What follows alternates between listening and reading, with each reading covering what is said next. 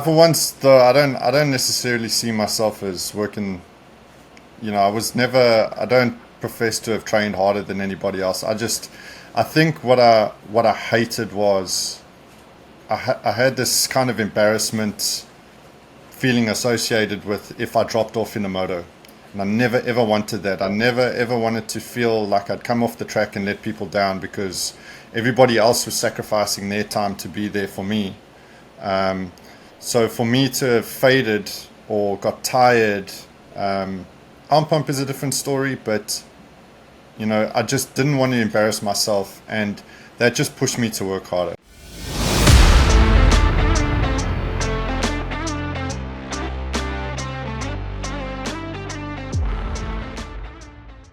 Sheesh. I tell you, it's interesting, Rich. You talk about all these up and downs and, a whole bunch of emotion that comes into it. On that point, which was the kind of race that you found the most exhilarating? Which race really kind of stands out for you in terms of biggest sort of levels of exhilaration, biggest emotions? Yeah, sure. So there's a couple of races that stand out. Certainly, a lot of I think my better ones came towards the end of my career in 2013, before I initially called it quits. And the first in 2013, that series, I think I was just so prepped from everything, and my base was good, and my fitness was strong. We came into the first round, and at that year, they had the nationals had changed to a three moto format over the weekend. So we'd have practice qualifying, Moto 1 on Saturday, and then Moto 2 and 3 on Sunday. And I was doing both classes at the time. So that was 6 races over the weekend on top of the practice and qualifying. And that was rough, man. Those weekends on the Monday, you felt it. But I thrived in those conditions because I loved the toughness of it. And we got there and didn't know what to expect. It was a kind of a new series, a new format, and I ended up winning all 6 motos that day, and the competition was stacked. I mean, there was obviously the top of SA was there, so that definitely stands out. And then we went to Cape Town the following national, and there's a lot of talk about getting into the flow and having that flow state. And I've spoken a lot about this to my friends and family and stuff, and what it feels like. And it literally feels like everything is just going slow. Although you're doing everything at your best, it's going slow, and it feels kind of in slow motion, but you're at your peak of what you're doing and how you're experiencing it. And I felt that flow in the last moto at Cape Town. It was the 250s. They put the 250s last on the roughest track, and the track was destroyed by this time. After two full days of racing, it was destroyed. And that's when I came into my own, and I just felt so good, man. And I just pushed the whole race. It was the last race of the day. I think I ended up winning by like 40 seconds. And that single race was probably the peak I've ever been. I've done other more important races. So I've done the Des Nations, which was amazing. But doing that race when you're racing in SA all the time, and that big change and that shift and everything, the different food, the different environment, the fuel, everything, the bikes, everything is so different. It's super difficult to focus in on what you're doing without getting distracted. So there's a lot of those races that stand out where they were amazing experiences. I've done AMA Nationals, but again, those were just one-off events. And but I would definitely say the feeling of how it felt in Cape Town that year in 2013, the final moto, it tops everything. I've had close to that. But that was by far the best. Yeah. Funny enough, you say that now, and you've jolted my memory. In 2014, I think it was, you did an interview with Enduro World where we took your bikes to the older Terratopia. I mean, I was privileged enough to be there that day, and that's kind of really where I met you and got to chat with you. But as you were telling the story, I remember you discussing this. You mentioned the word peak, and your realization of becoming so efficient, where everything was flowing, everything was going well. Rich, tell us this from a psychological perspective, once you realized you were at your peak, how did you handle that pressure? How did you know that this was as good as it's going to get? Yeah, so that's a great question, and I think it's like anything. When you put so much effort into something that it becomes natural, you're focusing on the job at hand. So for me, when I got to the racing and I was, there was a good couple of years where I felt at a decent level, and it's just like going to work when somebody's done their job for a while. So you get to the track, you've got to do X, Y, and Z. You've got to have your meals prepped. You've got to have your juice prepped. You've got to have, your preparation leading up to the race needed to have been excellent. You can't be sick, which is actually something I struggled with because I had Epstein-Barr when I was racing. Oh, really? Yeah.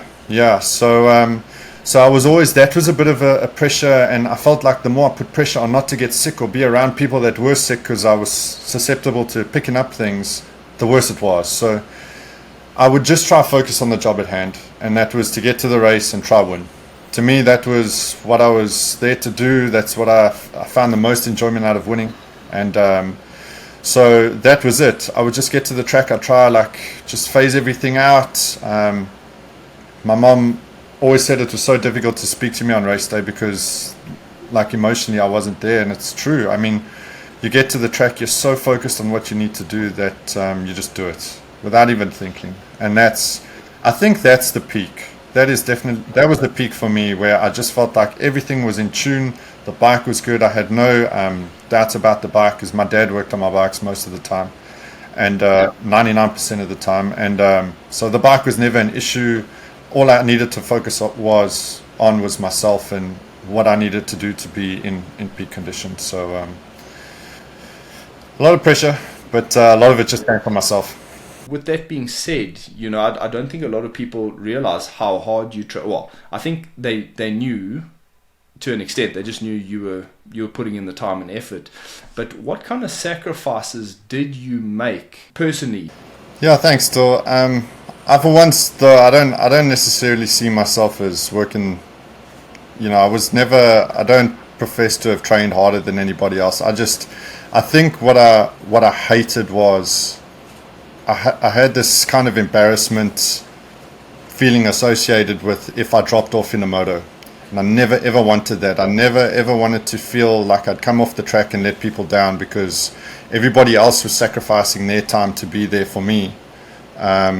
So for me to have faded or got tired, arm pump is a different story, but I just didn't want to embarrass myself, and that just pushed me to work harder. So I always maintained that I needed to be prepared, and I didn't want to come to a race being unprepared. I think the fear of that just drove me to train as hard as I did. And the training aspect came from a young age, just touching on that for a bit. I started working with Russell White when I was young, and oh man, he was awesome. He also helped me instill this belief that I could do it. So it was a good combination of Tinas, my parents, Russell, and I trained with Russell for a while, and I trained with one of my best friends, my best friend Ryan Ferrix. And so I've always, the training bit is, as we know, motocross is one of the most physically demanding sports in the world, and if you're not fit, you're not mentally aware, and you're just setting yourself up for disaster. So I kind of had this from the beginning when I started doing well, and I just wanted to be prepared. So the sacrifice for me at that point in my life wasn't really a sacrifice. Again, I lived and breathed motocross. To not go out on the weekends or to miss, oh man, I've got a huge family. My mom's one of 9, and got so many cousins and so many family gatherings and stuff, and we missed 90% of them. Missed a lot of that, missed a lot of school events, missed a lot of all these other things that people do when they're growing up in the kind of normal way of going about life. And to me, I wanted to be a little bit different, and I wanted to experience this motocross life, and so it was never really a sacrifice for me. I enjoyed it. In fact, the whole Epstein-Barr came from overtraining. from wanting it too much, probably not having my diet 100% correct, and just pushing.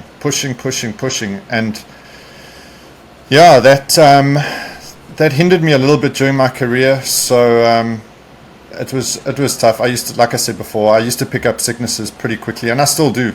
I've got to be really careful with who I shake hands with. If people are sick around me, I've got to be super careful with, and all of that. So, but going back to the sacrifice, it wasn't really a sacrifice. I loved every second of it. I would rather have been at the track than been at a social for school or anything like that. So, I mean, that's not to say that I didn't get enjoyment out of those kind of things, and I certainly experienced a bit of that life during my racing and stuff, because as we know, South Africa is its big fish in a small pond kind of syndrome, and when you're in it, it's the end all and be all. But if you think about it in a bigger perspective, we really are tiny, and people forget about us.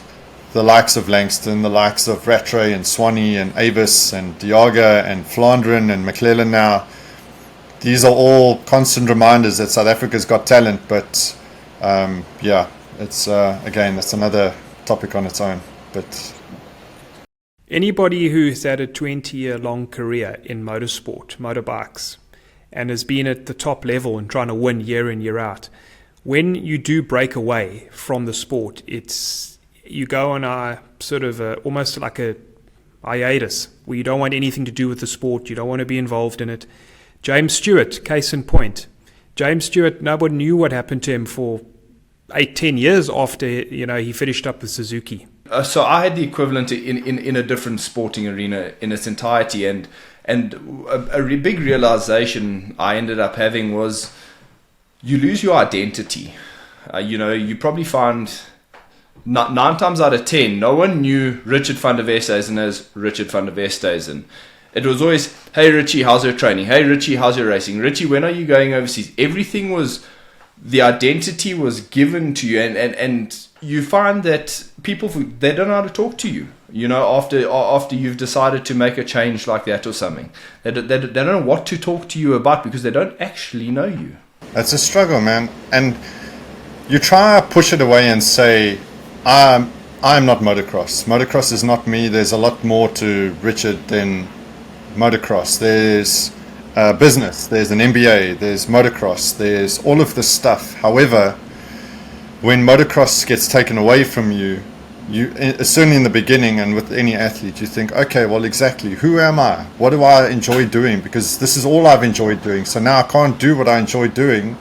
What is the point? What am I doing with my life? And this is this is a huge thing that athletes struggle with, and I've certainly struggled with it. I mean, I've spoken to people, I've gone through this whole journey, and I still to an extent struggle with it, because the crappy thing about motocross is that although there's a lot of lows, the highs are the highs that I believe the average person will never get close to. So that like normal high of people here, you get here, and the only way to get there is from motocross. So everything else just like flutters between here. It's so difficult. Yeah. If you think about the South African sportsmen, the people who represented South Africa in the 95 Rugby World Cup, they're forever tied to rugby. And James Small, Francois Pienaar, and you go on into other sportsmen. As soon as you do it well enough and you become acknowledged publicly, it's difficult to break that away when you retire. The external identity. I've seen it in cricket. Yeah, and that's crap, because exactly, like, what do you speak to James Small about if it's not rugby? You're not going to walk up to James Small and say, hey, so how was your weekend? Yes. Did you go have a nice coffee? Did you enjoy spending time with your kids? Yes. They want to speak about rugby. Did you play rugby? Yeah. Yeah.